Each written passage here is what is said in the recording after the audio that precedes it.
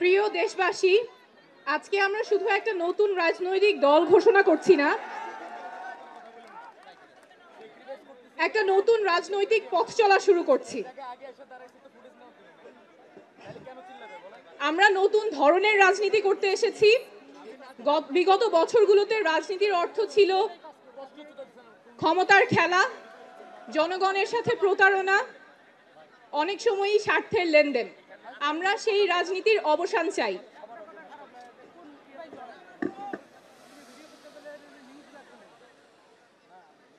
আমরা এমন রাজনীতি করতে চাই যেখানে শুধুমাত্র কোনো ব্যক্তি বা পরিবারের স্বার্থ সংরক্ষিত হবে না, রাজনীতি হবে মানুষের পাশে দাঁড়ানো, জনগণের কথা বলা।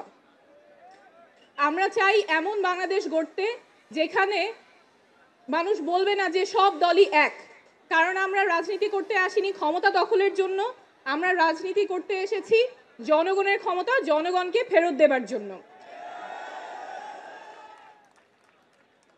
আমরা এমন বাংলাদেশ চাই যেখানে যে কেউ তার যোগ্যতা, সততা এবং জনগণের সমর্থন নিয়ে মানুষের নেতৃত্ব দিতে পারবে, নেতা হয়ে উঠতে পারবে, তার ব্যক্তি বা পরিবার পরিচয় মুখ্য হবে না।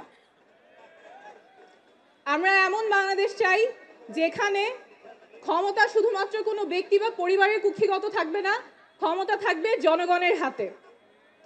আমরা এমন বাংলাদেশ চাই যেখানে স্বাস্থ্য এবং শিক্ষা কারো পণ্যে পরিণত হবে না, সেটা সবার অধিকার, নাগরিক অধিকার, সবার সমান থাকবে।